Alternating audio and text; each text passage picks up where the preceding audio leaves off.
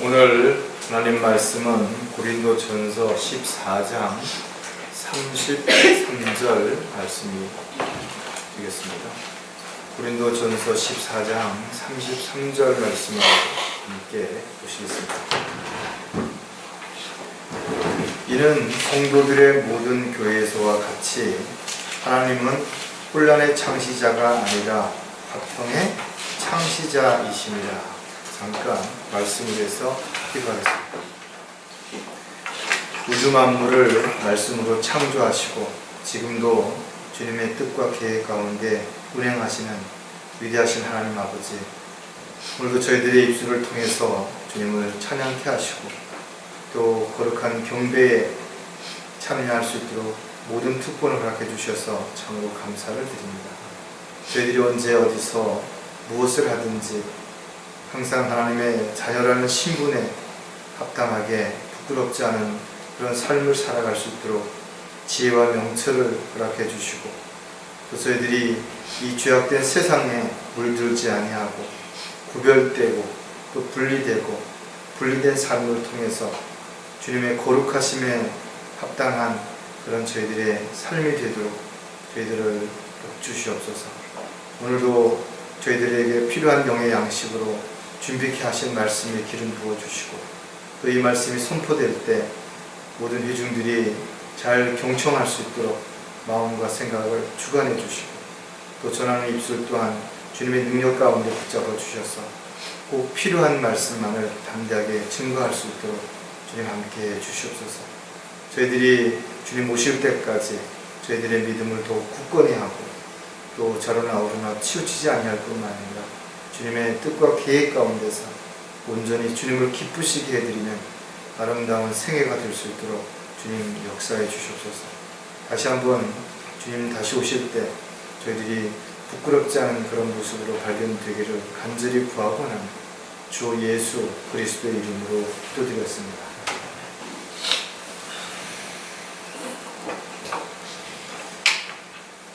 어제 서울 광화문을 비롯해서 전국 각지에서 촛불 집회가 일어났는데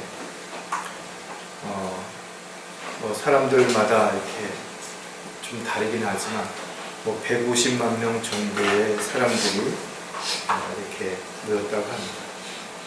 좀 특이한 것은 분명 뭔가가 문제가 있고 잘못된 것을 바로 잡겠다라고 주장하는 사람들이 자기들의 뜻을 관철시키기 위해서는 좀 목소리가 커지고 심지어는 이제 그것이 폭력 사태로까지 연결되는 것이 대부분의 이런 집회의 특성입니다.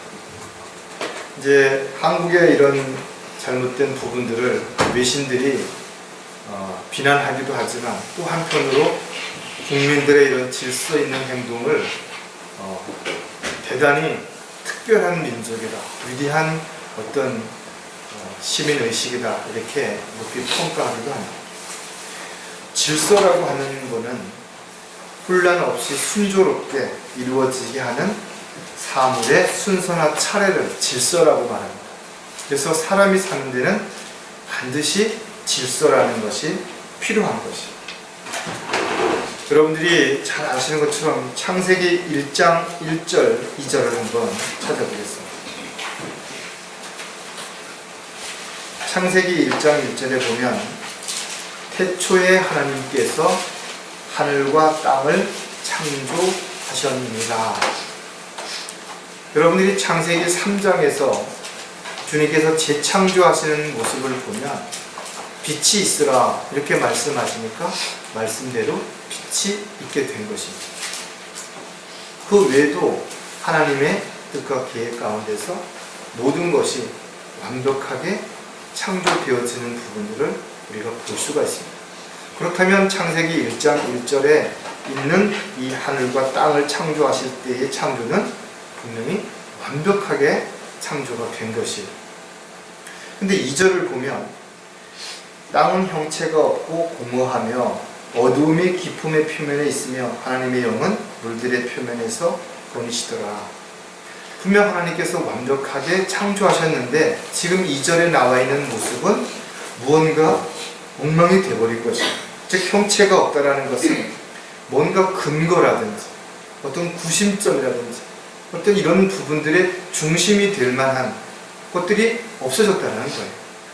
공허하며, 공허하다는 말이 무슨 뜻이에요? 아무것도 없이 텅 빈 이런 말입니다. 즉 하나님께서 완벽하게 만드신 이 우주 만물이 무엇인가에 의해서 완전 엉망진창이 되어버렸다는 겁니다. 그래서 사람들은 궁금해하겠죠. 왜 이런 일들이 일어나는지. 이것을 정확하게 학자들이라든지 이런 사람들은 이야기할 수 없지만 성경은 분명하게 이사야 14장을 통해서 또 에스겔서 28장을 통해서 가르쳐주고 있다는 겁니다. 즉 하나님께서 만든 피조물 중에 가장 완벽했던 그룹 중에 하나인 루시퍼가 반역을 있게 했다는 거예요. 즉 하늘 보좌를 넘보고 반역을 일으킴으로 인해서 이런 상황이 벌어진 것입니다. 이것을 우리가 혼돈의 상태, 즉 히브리어로는 토후바오라고 이렇게 이야기하는데 무질서한 상태를 갖다가 의미하는 것입니다. 지금 저와 여러분이 보고 있는 이 세상은 바로 이렇게 무질서한 상태에서 하나님께서 다시 질서를 통해서 새롭게 창조한 새 창조의 하늘과 땅을 우리가 보고 있다는 겁니다.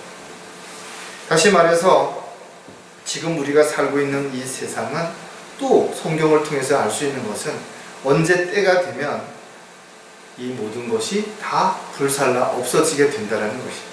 그 시점을 우리는 백보자 심판이 이루어지기 바로 직전이라는 것을 알 수가 있죠. 즉 다시 말해서 천년 왕국이 끝나는 시점에서 하나님께서는 다시 한번 뭔가를 분리하기 위해서 전쟁을 허락하시는데 이것이 곡과 마곡의 전쟁이죠. 즉 천년 왕국 기간 동안에 태어난 사람들 가운데는 뭔가 하나님의 통치에 대해서 불만을 품고 있는 사람들이 있다는 것이에요. 그래서 그들이 마귀가 풀려났을 때 마귀를 동조해서 전쟁을 일으키는 것이 곡과 마곡의 전쟁이고, 그때는 하나님께서 불로 순식간에 심판을 하게 될 것이며 하늘과 땅은 모두 불타 없어지게 될 것입니다. 그럼 그 다음에는 아무것도 없는 그런 상황이 되는 것인가? 그렇지 않죠.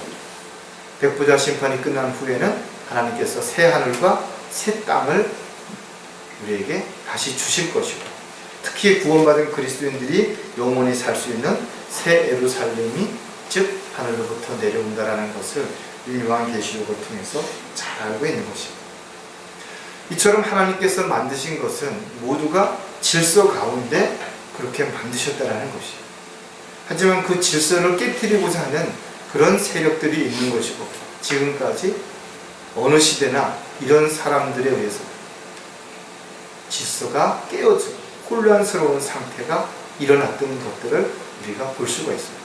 지금 이 시국에 일어난 이 사건들이 그냥 우연이 아니라는 거예요. 뭔가가 오랜 기간 동안 문제가 있었고, 그런 문제들이 혼란을 야기시키고 지금 무질서한 상황까지 이 시국을 만들어 왔다는 겁니다. 자, 오늘 설교 제목은 질서 가운데 모든 일을 행하라. 주님께서 우리에게 요구하시는 것은 어떤 일을 하기를 원하시지만 그 일을 하는 데 있어서 먼저 행해져야 되는 것이 질서 가운데 행하라는 것이죠. 왜냐하면 하나님은 혼란의 창시자가 아니라 화평의 창시자이시기 때문에 그렇다는 것입니다. 그렇다면 질서가 깨어지는 이유는 무엇인 것인가? 가장 큰 이유는 바로 분열이 일어나기 때문이라는 겁니다. 작게는 마음에서부터 분열이 일어나는 것이고, 작은 가정, 조직이 하나씩 분열됨으로 인해서 문제가 생기는 것이죠. 즉 분열이 일어났다는 것은 명령권자가 둘로 또는 셋으로 나누어졌다는 것입니다. 그래서 어떤 것들이 하나로 이렇게 이루어질 수가 없어요. 하나의 체계가 이루어지지 않는다는 것이죠. 어떤 조직이나 어떤 회사나 어떤 단체도 마찬가지입니다. 명령권자가 둘로 나누게 되면 사람들은 일을 어떻게 하는 것입니까? 자발적으로 뭔가를 하지 않습니다. 두 지도자의 눈치를 보는 것이에요. 즉 소위 말해서 자신의 유익을 위해서 줄타기를 하는 것입니다. 이런 사람들은 겉으로는 뭔가 잘 이루어지는 것처럼 보여요. 왜냐하면 윗사람 볼 때는 잘하거든요. 뭔가도 열심히 하는 것 같고 잘하는데 결과적으로는 힘도 없고 발전도 없기 때문에 그 상황이 잘하는 것처럼 보이다가 또 어느 상황이 되면 또 원위치가 돼요.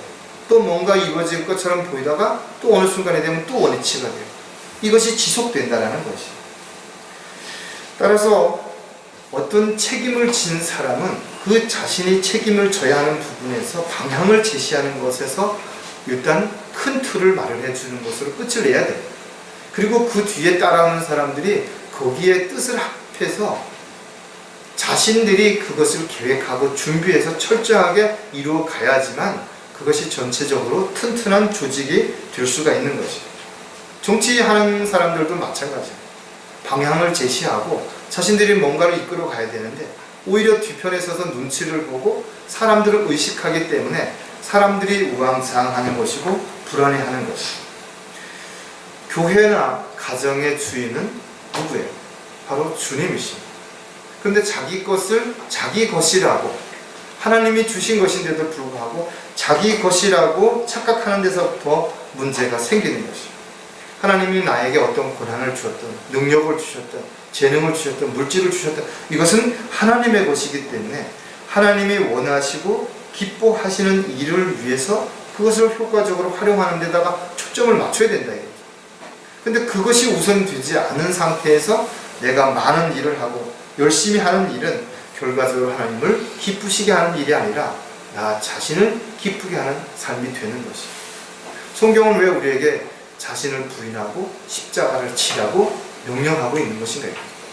내가 자신을 부인하고 십자가를 지지 않으면 내가 주인이 되는 것이고 내가 주장하고 내가 계획한 것들이 우선되기 때문에 그런 결과를 가져오는 것입니다. 강릉성경교회도 지금까지 여러 번의 영적 전쟁이 있었어요. 그리고 그것으로 인해서 또 실족한 사람들도 있고 문제를 통해서 어려움을 겪은 사람들도 얼마든지 있습니다. 하지만 여러분들이 이 자리에 있다는 것은 그런 과정들을 잘 이겨냈다는 증거라는 것입니다. 물론 그동안에 아픔도 있었고 상처가 있다 하더라도 그것이 어떻게 보면 여러분들이 더 모든 일을 신중하고 더 철저하게 분리해서 옳고 그른 것을 하나님의 말씀으로 근거를 세우는 그런 믿음의 중심의 뿌리가 잘 내려져 있기 때문에 그것이 가능했다는 것. 하지만 앞으로는 또 장담할 수 없습니다. 마귀는 더 강력하게 더 교묘한 방법으로 우리를 넘어뜨리려고 늘 우리 옆에 서성대고 있다는 것. 또 항상 우리의 가장 가까운 사람들을 통해서 우리를 넘어뜨리려고 기억하고 있기 때문에 철저하게 우리가 깨어 있어야 된다는 사실을 다시 한번 우리가 생각하고, 이제 주님 오실 때가 정말 얼마 남지 않았다면 우리가 주님을 위해서 더 많은 일을 잘 계획하고 준비하는 것도 분명 필요하지만 더 중요한 것은 우리의 믿음을 더 지키고 지금까지 해왔던 일에서 다시 곁길로 가는 그런 어리석은 자가 되지 않도록 우리가 다시 한번 자신을 돌아보는 계기가 됐으면 좋겠습니다. 그렇다면 첫 번째, 질서 가운데 모든 일을 행하려면 어떻게 해야 될 것인가? 반드시 주님의 명령을 지켜야 한다는 것. 사람들마다 생각하는 게 다르고 또 무엇인가를 보았을 때 느낌이라든지 또 생각들이라든지 이런 것들이 다를 수밖에 없습니다. 그래서 많은 사람들이 모인 곳에는 항상 대립이 생기는 것이고 논쟁 또는 문제들이 일어날 수밖에 없습니다. 이러한 문제들을 해결하기 위해서 만들어진 것이 바로 법이라는 것입니다. 그러나 법이라고 하는 것은 지켜질 때 가치가 있는 거죠. 아무리 많은 법을 만들어 놓았다 하더라도 그 법을 지키지 않는다면 그 법은 의미가 없는 것입니다. 또 법을 만들어 놓았지만 그 법을 교묘하게 이용해서 불법을 행한다든지 편법을 행하는 사람들이 많아진다면 이 역시 법이 그 효능을 올바르게 활용할 수가 없게 되는 거지. 요즘 시국을 어수선하니까 사람들이 법대로 하라고 이야기한다. 그래서 사람들마다 법을 중요시 여기고 그 법이 우선되어야 된다라고 말하고 있는데, 문제는 그 법을 집행하는 사람, 또 법을 집행해야 할 대상, 또 시기, 환경 여건들에 따라서 이 법에 대한 적용이 다르게 해석될 수 있다는 것이 문제가 되는 것이죠.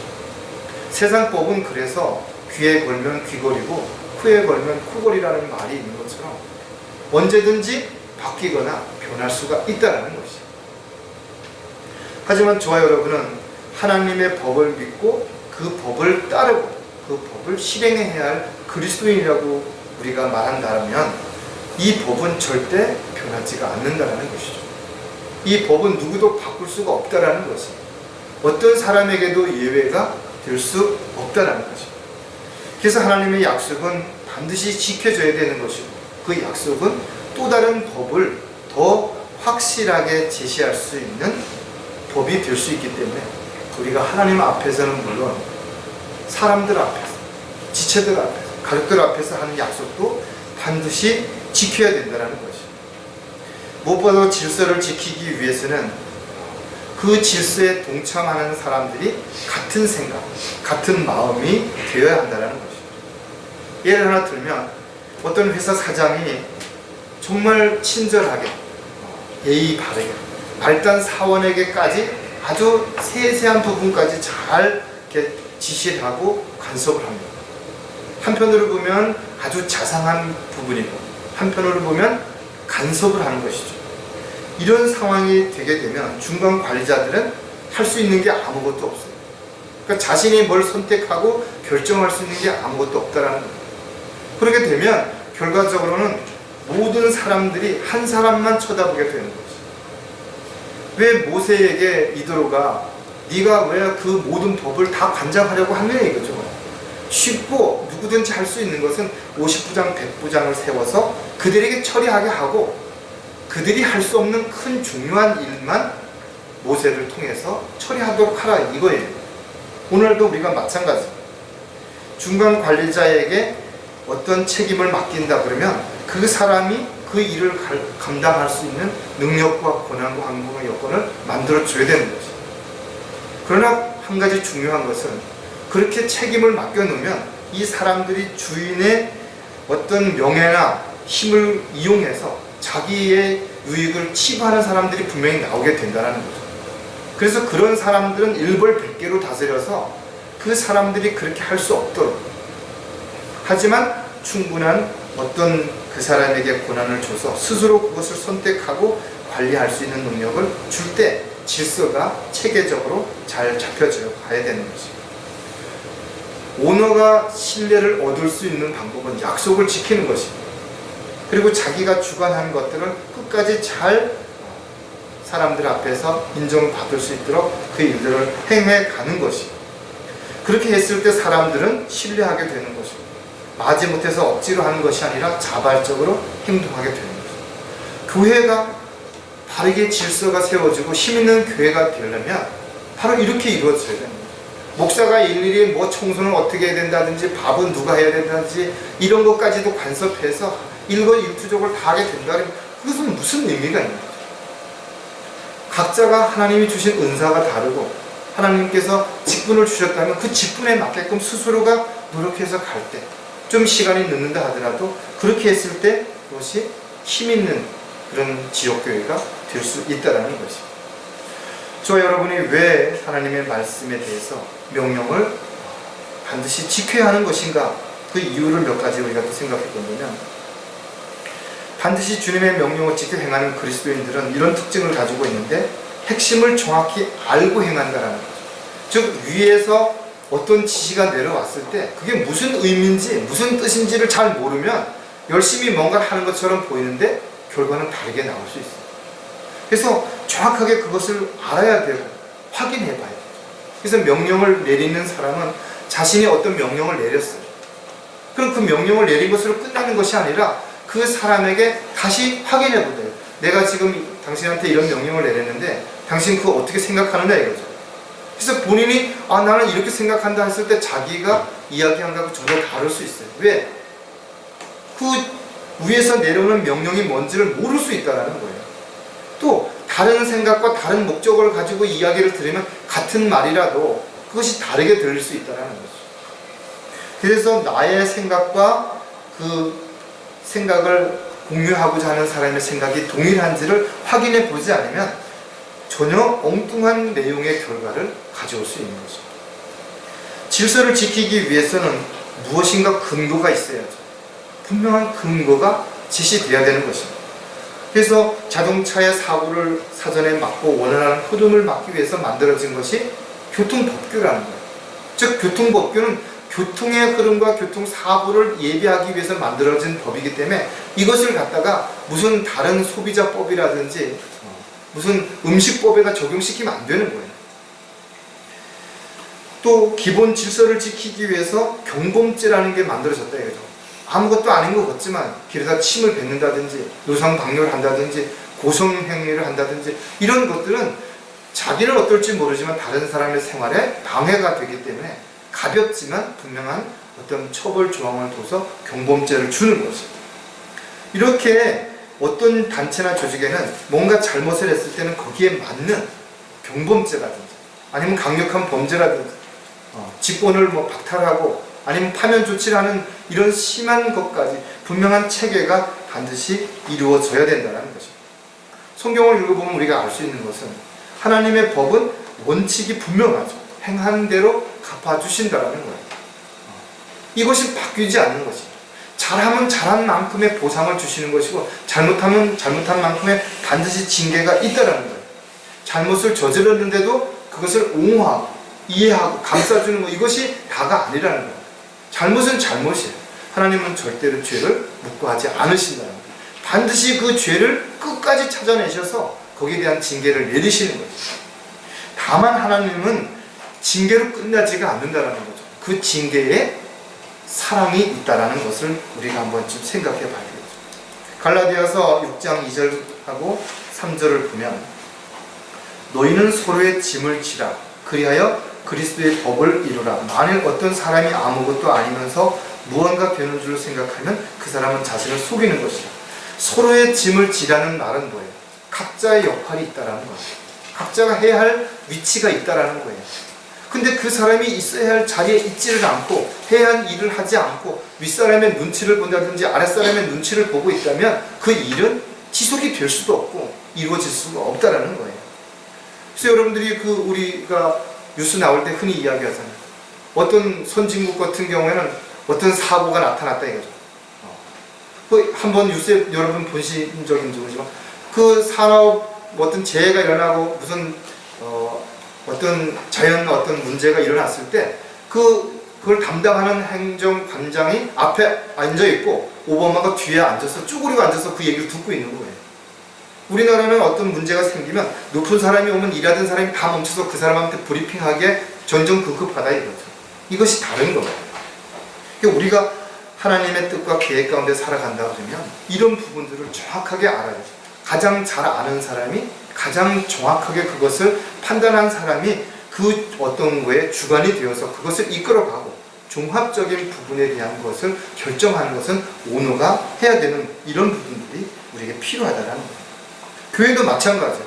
아까도 얘기했지만 찬양에 대해서는 찬양을 잘하는 사람이 그것을 주관해서 어떻게 하는 것이 가장 아름다운 찬양을 할 수 있고 어떻게 하는 것이 가장 우리가 쉽게 하는 것인지를 그걸 목사가 이걸 찬양을 이렇게 해라 저렇게 해라 이렇게 하면 안 된다는 거예요. 각자의 역할이 분명히 다르다는 거예요. 이것이 우리가 분명하게 하나님의 법대로 하는 사람들이 가장 먼저 주님께서 우리에게 주시는 것이 무엇인지 그 명령을 정확하게 핵심을 알고 우리가 행할 때 가장 효과적이고 가장 강력한 지역교회가 될 수 있다. 반드시 주님의 명령을 지켜 행해야 하는 그리스도인들은 정해진 원칙대로 믿고 따른다는 거죠. 즉 뭔가가 문제가 생기면 또 뭔가가 좀 그 상황에서 다른 어떤 더 좋은 것이 발견된다면 합리적인 방법을 통해서 어떤 절차를 통해서 그것이 잘못됐다라는 것을 알리고 거기에 대한 대안을 제시해서 그 어떤 규칙을 바꾼 다음에 그것이 실행이 되어져야 된다는 거죠. 즉 규칙이 있는데 그 규칙을 무시하고 또 다른 규칙을 만들게 된다 그러면 그 규칙은 있으나 마나한 규칙이고 그 규칙을 통해서 아무도 그 위에서 따르거나 거기에 순종할 수가 없다라는 것이죠. 질서가 깨어지는 것은 법에 대한 불평과 원망 때문에 시작이 되는 것입니다.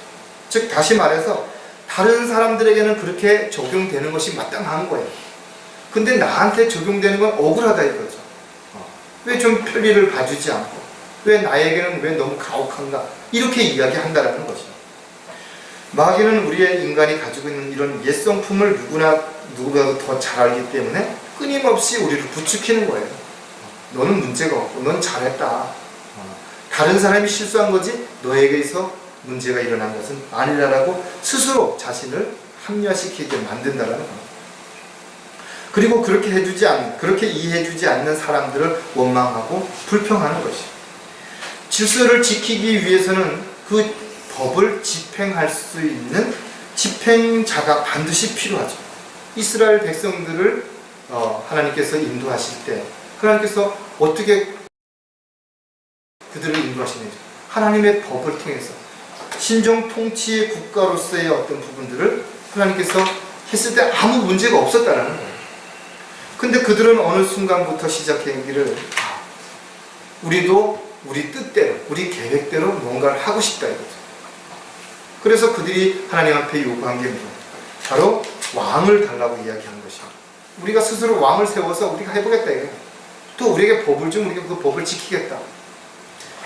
재판관기 17장 6절에 보면 그 당시에 이스라엘 왕이 없었고 사람마다 자기 눈에 옳은 대로 행하였더라. 다시 말해서 사람들은 자신이 옳은 대로 행했다라는 거예요. 그러니까 뭔가를 정확하게 제시하고 방향을 이끌어주갈 왕이 없었던 거죠.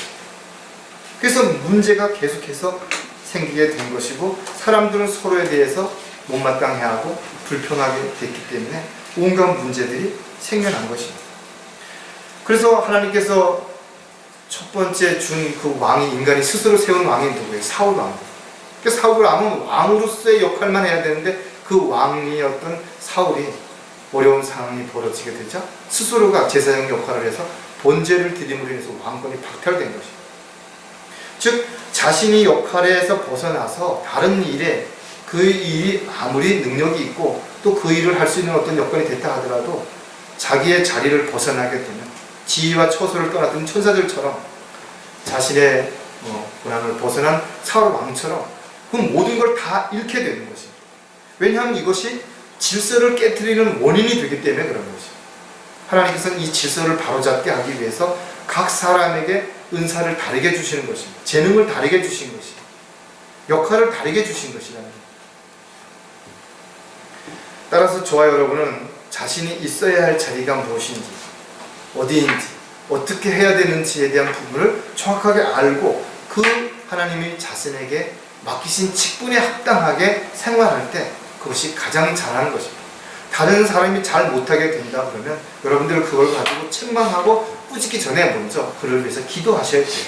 또 그가 그 일을 잘할 수 있도록 역할을, 세워주는 역할을 하는 것이 우선 돼야 된다. 그리고 잘못된 부분은 정확하게 성경적으로 제시하고 대안을 제시해서 올바르게 잘할 수 있도록 협력자, 동역자가 반드시 되어야 된다는 거예요. 또 한 가지 주님의 명령을 지켜 행하는 그리스도인들은 징계를 가볍게 여기지 않는다는 것입니다. 죄인들은 반드시 자신들이 지은 죄가로 인해서 영원히 지옥에서 고통을 받게 될 것입니다. 이 예외가 없습니다. 누구도 마찬가지라는 것입니다.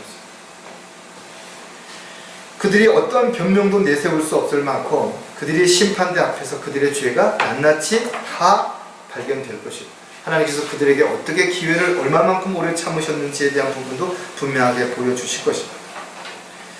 또 어떤 사람도 자신을 합리화시키지 못하도록 하나님께서는 모든 것들을 합리화시킬 수 있을 만큼의 완벽한 대안을 분명히 제시해 주실 것입니다. 자신이 원하든 원치 아니하든 간에 저와 여러분 구원받은 이후에도 분명히 죄를 지었다면 한 가지 분명히 알아야 될 것은 반드시 그 죄값을 받게 된다는 것이죠. 그것이 주님 앞에 가서 수치와 부끄러움을 당할 수도 있겠지만 이 세상을 사는 동안에 하나님이 주신 직분, 은사가 없어질 수도 있고 또 고난과 고통 가운데서 우리가 더 힘들고 어려운 삶을 분명히 살아갈 수도 있을 것입니다. 분명한 것은 징계를 하나님이 우리에게 주시는 것은 우리를 사랑하시기 때문이라는 것이죠. 히브리서 12장 7절 8절을 보면 너희가 징계를 견디어내면 하나님께서는 너희를 아들들로 대우하실 것이니 아버지가 징계하지 않는 아들이 어디 있느냐. 모든 사람들이 참여하는 징계를 너희가 받지 않는다면 너희는 사생하여 친아들이 아닙니다. 정말 여러분들도 자식을 사랑한다면 자식이 잘못되는 걸 알면서도 덮어주는 것이 사랑이 아니죠. 잘못됐으면 그것을 꾸짖고 바르게 잡아서 올바르게 살 수 있도록 하는 것이 부모의 역할이기도 하고 그것이 바로 사랑한다라는 증거이기도 한 것입니다. 따라서 저와 여러분은 죄를 지었을 때 반드시 거기에 대한 징계를 받게 됩니다. 하지만 그 징계를 받기 전에 우리가 스스로 그 잘못을 뉘우치고 자백하게 되면 하나님께서 기회를 주신다는 것이. 지역 교회 안에서도 마찬가지입니다. 어떤 사람이 잘못을 저질렀으면 반드시 징계를 내려야 되는 거죠. 그러나 그 징계를 단지 어떤 심증이나 가능성만 가지고 판단하고 징계를 내려서는 안 된다는 거죠. 어떤 사람이 뭔가 잘못했을 때는 그것을 분명하게 입증할 수 있도록 공개적으로 거기에 대한 것이 합당할 수 있도록 교회 안에서 운영회를 통해서 그 부분들을 정확하게 살펴보고 그 다음에 공식적으로 목사를 통해서 선포하고 그래도 그가 뉘우치고 돌이키지 않으면 그때는 교회에서 출애하는 이런 결과의 어떤 과정들이 반드시 필요하다는 것입니다. 성경은 우리에게 분명히 이 부분을 이렇게 제시해주고 있다는 것입니다. 만일 어떤 사람이 누구에게 불평이 있으면 서로 용납하고 서로 용서하기를 마치 그리스도께서 너희를 용서하신 것 같이 너희도 그리하라. 즉 어떤 사람이 잘못을 했지만 그것을 인정한다면 거기에 합당한 징계를 낼 때 그를 용서해 주라는 것입니다. 다만 그가 일정 기간 동안 검증될 때까지는 중요한 일이라든지 어떤 관리 책임을 맡겨서는 안 되겠죠. 그것이 검증되었을 때 충분히 그것이 입증이 되어진다면 다시 얼마든지 중요한 어떤 일을 맡길 수 있다는 것이. 이런 부분들이 우리가 주님 앞에서 가져야 할 올바른 주님의 명령을 지켜 행해야 할 그리스도의 자세라고 생각할 수가 있습니다. 두 번째, 질서 가운데 모든 일을 행하려면 반드시 주님의 뜻대로 일해야 한다는 것. 하나님께서는 지금도 저와 여러분을 통해서 일하시는 것처럼 어느 시대나 사람을 통해서 일을 하셨다는 것이죠. 그래서 일을 맡기시기 전에 하나님께서는 그 일에 합당한지를 먼저 보시는 것입니다. 그리고 또 그 일을 감당할 수 있는 지혜와 능력을 주실 뿐만 아니라 때로는 고난과 시련과 역경을 통해서 잘못된 부분들을 바로잡고 또 다듬으시기도 해서 준비시켜 주신다는 거예요. 예수님께서도 12제자를 부르셨고 그들과 함께 사역을 하셨고 또 그 외에도 70명의 제자가 더 있었다는 것을 우리가 엠마오로 가는 두 제자와 만났던 그 제자들과의 관계에서 알 수가 있는 것이죠. 주님이 부활하시고 승천하신 후에도 사도들을 통해서 그 사역들이 지속되었고 또 성령을 받은 많은 그 이후에 신실한 형제 자매들을 통해서 이 사역이 지금까지 이루어온 것입니다. 그리고 이 마지막 시대에 저와 여러분을 부르신 것 또한 바로 복음을 전파하고 진리를 증거하는 그리스도의 증인으로서의 삶을 살아갈 수 있도록 하기 위해서 우리에게 기회를 주십니다. 저와 여러분이 하나님의 일꾼이라면 일을 잘해야 되는 것은 당연한 것입니다. 일을 못하면서 일을 할 수 있다는 것은 말이 안 되는 것이죠. 일을 잘하기 위해서는 주님의 뜻에 합당하게 해야 된다는 거예요. 즉 내 마음대로 내 방법대로 열심히 하고 또 노력하는 것만이 잘하는 게 아니라 주인이 나한테 뭘 원하는지 어떻게 하기를 원하는지를 정확하게 알고 거기에 합당하게 하는 것이 가장 잘한다는 것이죠. 그래서 일을 할 때 하나님께서는 우리에게 능력을 주셨을 뿐만 아니라 또 그 일을 감당하다가 문제가 얼마든지 발생할 수 있어요. 왜냐하면 이 일에는 마귀가 항상 방해하고 공격하기 때문에 그렇습니다.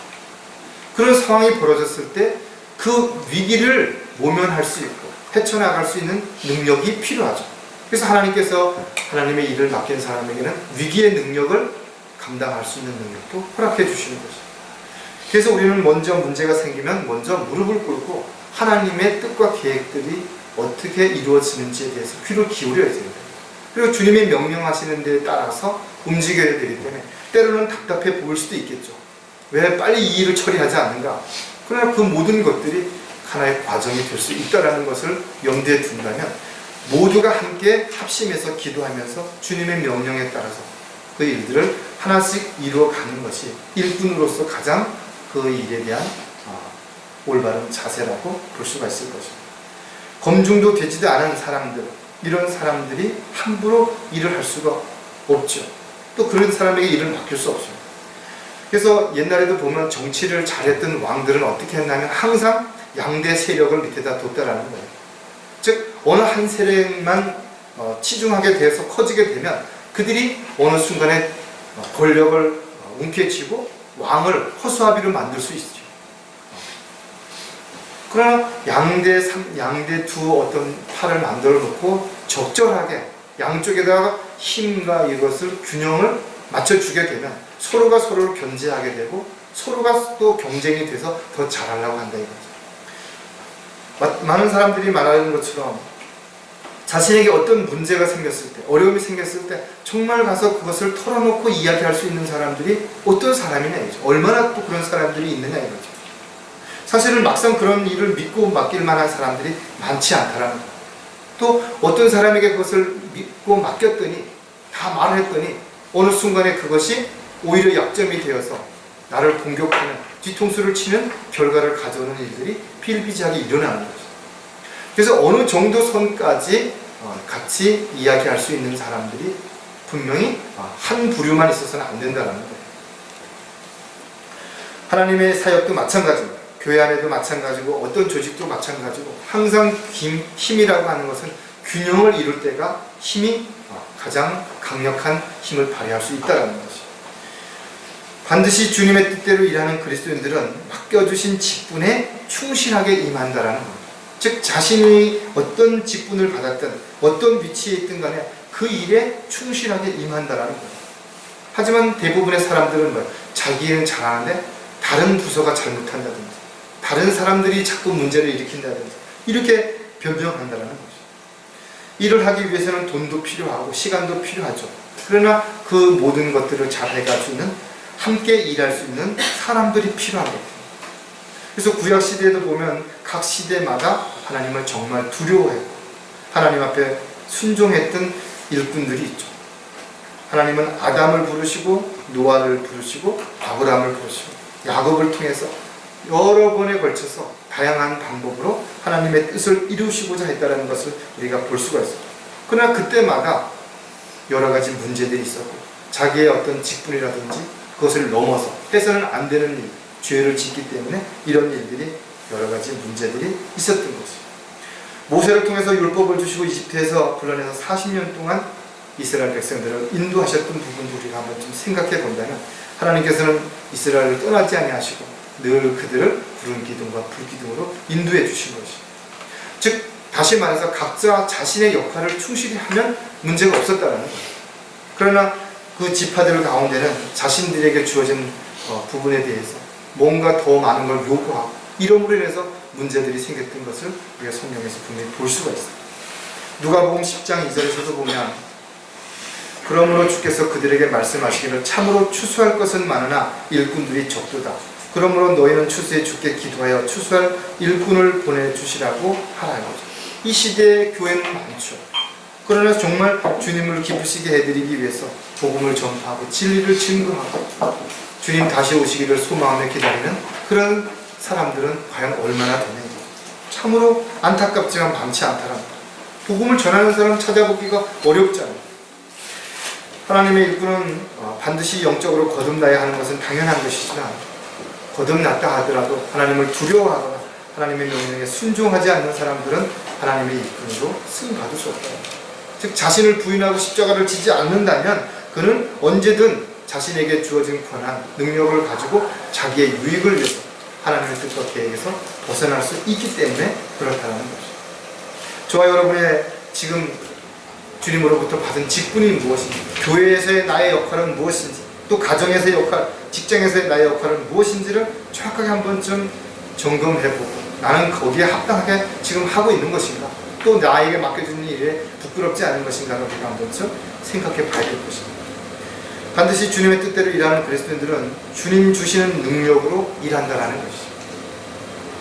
직장에서 직책을 줄 때 그 일을 판단하고 결정할 수 있는 권한도 함께 주는 거죠. 그러니까 즉 부장이라면 그냥 도장만 하나 찍는 거 아니에요. 그 부서에서 일어나는 일에 모든 걸 책임질 수 있는 권한도 주는 것입니다. 그래서 그 부장이 그 부서를 이끌어갈 수 있는 거예요. 근데 부장에게 권한이 없어요. 우리나라는 그런 부분들이 많이 있잖아요. 하도 직책들이 많아가지고 위에서 결제가 다 자기네 부서에서 나고 팀에서 나고 다 났는데도 또 중간에 가면 엉뚱한 사람이 있다가 그건 안 돼. 한마디로 끊어버린다. 왜 안 되는지, 그럼 어떻게 해야 되는지에 대한 대안도 없어요. 자기 마음에 안 들면 끝내버리는 거죠. 이런 것들이 일어나서 안 된다는 겁니다. 하나님께서 저와 여러분에게 직분을 주실 때는 그 일을 감당할 수 있는 능력도 주셔야 됩니다. 능력을 안 주시고 우리가 어떻게 그 일을 감당할 수 있겠냐. 따라서 하나님께서는 우리에게 능력을 주셨을 뿐만 아니라 환경과 여건과 모든 것들도 다 조성해 주시는 것입니다. 여러분들이 잘 알고 계시는 빌립보서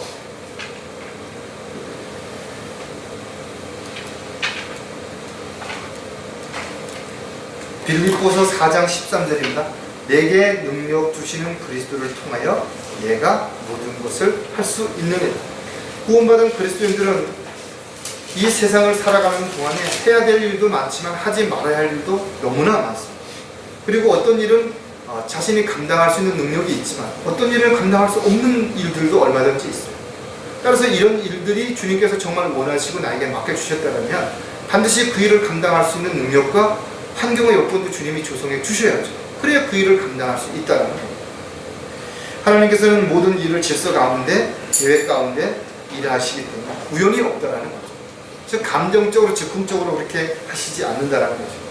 따라서 우리가 어떤 하나님의 일을 하는 데 있어서 열성이 필요하지만 그것이 단지 종교적인 열성이 되어서는 안 된다는 거죠. 즉 지식을 따라서 하나님의 말씀에 따라서 주어지는 그런 능력이 나타나려면 열성이 되어야 된다는 것을 우리가 다시 한번 생각해 볼 필요가 있죠. 자, 그리고 또 한 가지,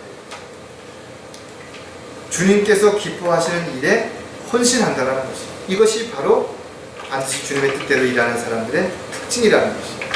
주님의 일꾼이라면 자신을 세상과 분리시키고 구별시키고 주님의 뜻에 합당한 도구로서 헌신해야 되는 것은 너무나 당연한 것입니다. 그렇다면 이 시대에 주님의 뜻이 과연 무엇이냐? 여러 가지 많은 뜻들이 있지만 그 중에 가장 중요한 것은 모든 사람이 구원을 받고 진리의 지식에 이르기를 원하신다는 것입니다. 주님께서 원하시는 일이 우리가 무엇인지를 분명히 알았다면 한 사람의 혼을 이겨오는 것이 천하보다 귀하다는 것은 너무나 잘 알고 있죠. 그렇다면 우리는 그 일을 지속적으로 행해야 된다는 것입니다. 사도행전 9장 15절에 그러나 주께서 그에게 말씀하시기를 내 길을 가라.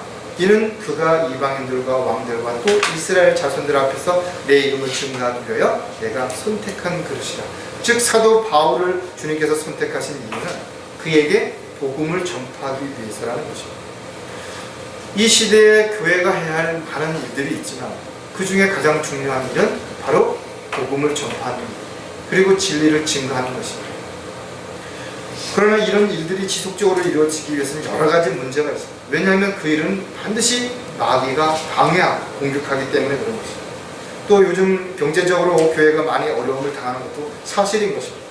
왜냐하면 신실하게 살고자 하는 그리스도인들은 세상에서 좋은 직업이라든지 사업이라든지 많은 규제가 있고 또 많은 문제들이 일어나는 거예요. 적당히 세상과 타협하고 세상 사람들과 적당히 잘 지내면 훨씬 유익하고 훨씬 더 풍성한 삶을 살아갈 수 있는데도 불구하고 정직하게 산다고 또 하나님의 말씀대로 살려고 하다 보면 여러 가지 불이익, 손해를 볼 수 있기 때문에 그렇습니다. 따라서 이렇게 경제적으로 교회가 어렵지 않도록 우리는 기도해야 할 것이고 또 교회가 합당하게 하나님이 주신 그 헌금들을 올바르게 잘 활용해서 정말 필요한 곳에 가치 있게 그렇게 할 때만 그것이 가능하다라는 것, 이것 또한 우리가 분명하게 생각을 해야 될 것입니다. 마지막으로 질서 가운데 모든 일을 행하려면 반드시 영적 권위에 순종해야 한다는 것입니다. 영적 권위는 세상에서 어떤 자격증을 따듯이 시험을 보고 얻는 거 아닙니다. 또 어떤 투표를 통해 가지고 얻는 거 아니라는 것입니다. 영적 권위는 하나님께서 각 사람에게 필요할 때 나누어 주시는 것이죠. 지역 교회를 위해서 목자에게 주는 것처럼 가정을 이끌어가기 위해서 가장에게 영적 권위를 준 것입니다. 따라서 영적 권위는 하나님께서 원하시고 기뻐하시는 일들을 위해서 사용되어져야 되는 것이죠. 이것이 자신의 육신의 어떤 유익이라든지 또는 어떤 것들로 인해서 자신이 사람에게 위상을 높이고 인정을 받고 대접을 받으려고 하는데 이 권위를 써서는 안 된다는 것이죠. 영적 권위는 잘못 사용하게 되면 하나님께서 그 권위를 거둬가시는 것입니다. 영적 권위가 상실되는 가장 큰 것을 세 가지로 꼽는다면 한 가지는 바로 돈에 대한 욕심입니다. 그것이 무슨 하나님의 사역이 어떻고 저떻고 앞에 명분을 내고 생각하더라도 목자가 돈에 대한 욕심을 갖게 되면 결국은 변질될 수밖에 없다라는 것이죠. 또 이성에 대한 문제가 바로 그것입니다. 육신의 성품을 가지고 있는 것은 목사도 마찬가지죠. 그렇기 때문에 이성에 대한 문제가 생기면 반드시 이것은 교회에 분열이 일어나는 것이고 파멸이 일어나게 됩니다. 그리고 마지막 하나가 자신의 어떤 위상을 높이기 위해서 성경을 자의적으로 해석해서 잘못 다르게 가르치는 것이죠. 이것이 문제가 되는 것이죠. 목자라고 해서 또 직분을 받은 사람이라고 해서 완벽하지는 않죠. 분명히 부족한 부분들도 있고 잘 못하는 부분들이 있습니다. 그래서 동역자들이 필요한 것이고 각각 전문가들이 필요한 것이죠. 대통령이 모든 걸 다 잘할 수 없죠. 그래서 거기에 주무부서의 장관들이 필요한 것이고 거기에 합당한 경력자들이 필요한 것처럼 교회도 마찬가지입니다. 목사가 해야 할 역할이 있고 지체들 각자가 해야 할 역할들이 있고 또 각자가 잘하는 일들이 교회에서 잘 이루어질 때 또 서로가 그것이 잘 융합이 될 때 가장 합당한 또 하나님이 보시기에 아름다운 교회가 힘있는 교회가 될 수 있다는 것입니다. 따라서 하나님이 주신 영적인 권위는 세상적인 권력과는 분명 다르다는 것입니다. 일부 교회에서는 마치 무슨 직분들을 여러 개 성경에도 없는 직분들을 주고 그 직분을 수직적으로 그래서 자신들이 그것이 하나의 또 다른 권력처럼 또 다른 명예처럼 생각하고 아니라 이거죠. 교회에서의 직분은 섬기기 위해서 주는 직분입니다. 따라서 자신을 낮추고 철저하게 섬기는 위치로 내려가지 않는다면 그것은 영적 권위가 아니라 오히려 영적 권위를 이용하는 것처럼 해서 자신을 높이려고 하는 어리석은 그런 사람들이 하나님의 종이 아닌 자들에게 나타나는 특징이라고 우리가 분명하게 이야기할 수 있는 것입니다. 반드시 주님의 주신 영적 권위에 순종하는 그리스도인들은 이러한 특징을 가지고 있는데 어떠한 핑계나 변명을 하지 않는다는 것입니다. 즉 성경에 기록되기 전에 하나님께서는 선지자들을 통해서 하나님의 뜻과 계획들을 선포하셨던 것입니다. 하지만 선지자라고 해서 모두가 완벽하게 하나님의 뜻과 계획대로 그렇게 한 것은 아니죠. 이 시대도 마찬가지입니다. 어떤 사람도 완벽한 사람은 없다라는 것이죠. 그래서 그런 것들을 서로 보강하고 서로가 권면하는 가운데서 하나님이 기뻐하시는 가운데 하나가 되어 가야 됩니다. 그래서 교회 안에는 영적인 권위가 세워지기 위해서 하나님의 말씀이 최종 권위가 되어야 되는 것이고 모든 것을 판단하고 결정하는 데 있어서 성경이 근거가 되어야 되는 것입니다. 하나님의 일을 하기 위해서는 때로는 비난받을 때도 있죠. 사람들에게 욕을 먹을 수도 있습니다. 공격을 당할 수도 있습니다. 손해를 볼 수도 있다는 것이죠. 그러나 그것으로 인해서 핑계를 대거나 변명할 이유는 없다는 거죠. 왜? 하나님께서 거기에 대한 반드시 보상을 해주신다는 약속을 하시고 있기 때문에 그럴수록 그리스도인들은 품위 있게 질서 가운데 자신에게 맡겨진 일들을 잘 해야 되는 거예요. 이것이 가장 중요한 것이죠. 시편 119편 13절에 보면 주의 입이 모든 명령들을 내가 내 입술로 선포하였나이다. 하나님의 뜻을 행하기 위해서는 지체들 간에 가장 중요한 게 뭐예요? 신뢰가 형성이 되어야 되는 거죠. 즉 질서가 바르게 잘 잡혀져 있어야 된다는 거죠. 우왕좌왕한다든지 서로가 서로의 어떤 부분을 가지고 간섭한다든지 그렇게 해서는 안 된다는 거죠. 군인이라든지 경찰이라든지 소방서와 같은 이런 그 사람들은 주로 제복을 입습니다. 그 제복을 입는 이유가 뭐예요? 어떤 한 명령 체계에 따라 가지고 잘 질서 있게 또 다른 사람들이 보기에 구별되게 하기 위해서 제복을 입는 것이고 계급장을 붙이는 것은 그것을 명령 체계를 눈에 보이게 하는 것이고 어떤 상황이 벌어졌는데 다 똑같은 옷을 입긴 했는데 누가 누구에게 명령을 할 수 있는 명령권자인지 모른다면 사람들이 우왕좌왕하죠. 그래서 교회에서도 하나님께서 직분을 주시고 이런 것들을 한 것은 질서를 잡기 위해서라는 것이지, 이것이 어떤 대접을 받고 인정을 받고 사람들 앞에 옷이 되기 위해서 주신 것이 분명 아니라는 것입니다. 이것은 어느 조직도 마찬가지예요. 사장이 높임을 받으려면 사장으로서의 역할을 잘하면 당연히 신뢰를 받고 존중을 받죠. 어떤 단체도 마찬가지예요. 명령에 따라서 우리가 질서를 잘 지키고 또 하나님의 뜻 가운데서 살아가는 것은 결코 쉬운 일이 아니지만 반드시 우리는 주님의 명령에 따라서 그렇게 살아야 되는, 어떤 변명이나 핑계도 되지 말고 살아야 되는 것이 우리가 가장 하나님의 일꾼으로서 종으로서 올바른 자세가 되는 것입니다. 반드시 주님의 주신 영적 권위에 순종하는 그리스도인들은 지역 교회의 지체로서 열심을 다한다는 겁니다. 가끔 보면 저한테 자기는 어떤 교회는 다니지 않는데 어떻고 뭐가 마음에 안 들고 교회가 어떻고 문제가 있고 이런 이야기하는 사람이 있다. 물론 저도 그 부분에 대해서 참 안타깝죠. 교회가 많은데 교회가 갈 교회가 없다고 이야기하는 사람들에게, 그것도 또 이 가까운 데 있으면 우리 교회로 와서 검증해보라고 이야기하면 좋겠는데 너무 멀리 있으니까 매주 여기로 오라고 이야기할 수도 없고 참 안타까울 때가 있습니다. 그러니까 중요한 부분은 하나님의 피로 세운 교회에 지체들은 그 역할이 있다는 것입니다. 비록 작은 교회지만 작은 교회대로 해야 할 역할이 분명히 있기 때문에 저와 여러분은 이 하나님이 세우신 교회의 회중이라면 자신이 어떤 위치에 있는지 어떤 역할을 해야 되는지에 대한 분명한 부분을 정확하게 알고 그 역할에 충실히 최선을 다해야 한다는 것입니다. 디도서 2장 15절에 보면 이것들을 말하고 권면하며 모든 권위를 가지고 책망하며 아무도 너를 업신여기지 못하게 하라.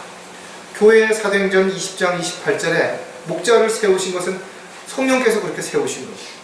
왜냐하면 그 교회를 올바로 이끌어가고 그 교회가 질서 가운데 하나님의 일을 잘 하게 하기 위해서 그렇게 하신 것이에요. 즉 교회의 일을 민주적이라 그래가지고 다수결에 의해서 어떤 것이 옳다 그러다 이렇게 표현하면 안 된다는 것이죠. 또 모든 사람들이 다 그것을 동의하는 것처럼 보인다고 해서 그것이 옳은 것은 아니라는 것입니다.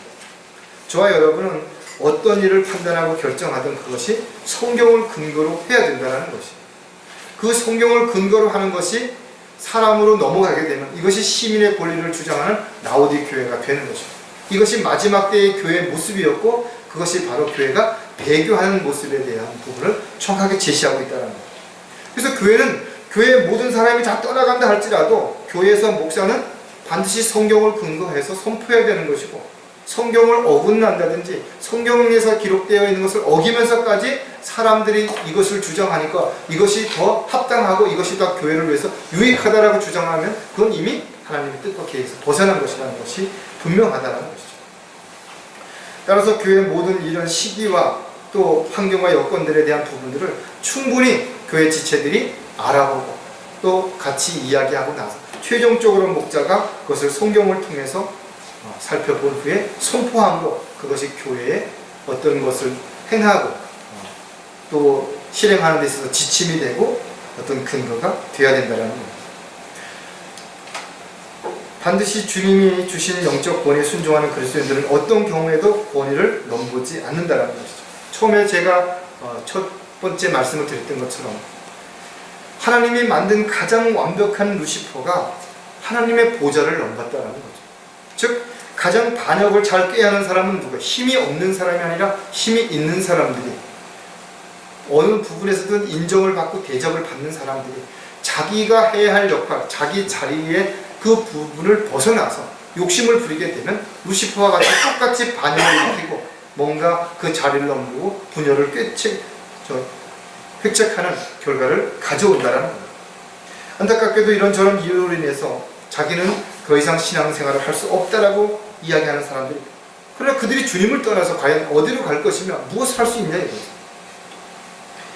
영적 권위는 하나님의 사역의 질서를 바르게 잡기 위해서 하나님이 주신 것이다 이거죠. 따라서 그것을 어떤 경우에도 거기에 대해서 대적해서는 안 된다는 거예요. 그 영적 권위에 합당하게 그것을 하지 못하면 하나님께서 반드시 그 영적 권위를 거둬가실 것입니다.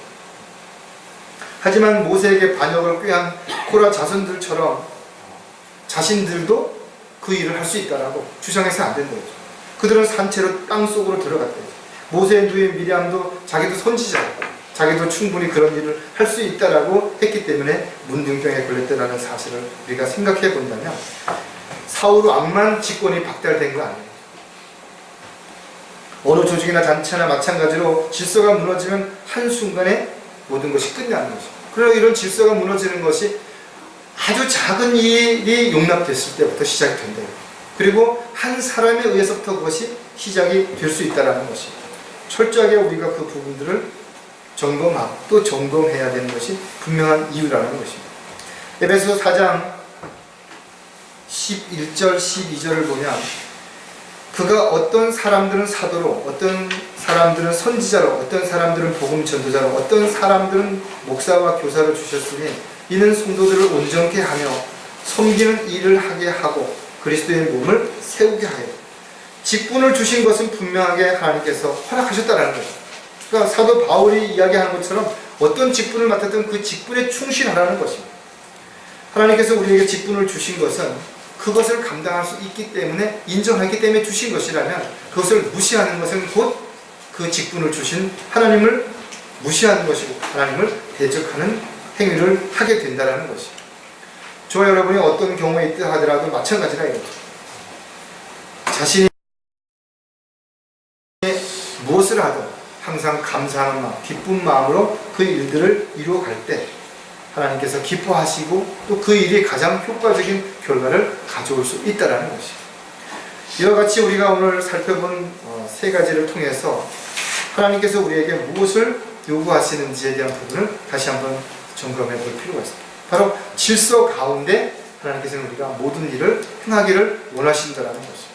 그렇게 질서 가운데 행하는 그리스도인들은 이런 특징들을 가지고 있는데 반드시 주님의 명령을 지켜야 되고 반드시 주님의 뜻대로 일해야 반드시 영적 권위에 순종해야만 질서 가운데 주님이 맡겨주신 일들을 감당할 수 있는 주님의 일꾼이고 도구가 될 수 있다는 것을 다시 한번 우리가 깊이 생각하는 한 주가 되시기를 주의 이름으로 부탁을 드리겠습니다. 기도하겠습니다. 하나님 아버지 참으로 감사를 드립니다. 저희들이 어디에서 어떤 일을 행하든 그 모든 일을 행함에 있어서 질서 가운데 모든 것들을 이루어 가시는 주님의 뜻과 계획들을 먼저 생각하고 거기에 합당한 종으로, 일꾼으로, 도구로 쓰임받을 수 있도록 역사해 주시옵소서. 다시 한번 주님의 은혜와 사랑에 감사를 드렸고 다시 오실 주 예수 그리스도의 이름으로 기도드렸습니다.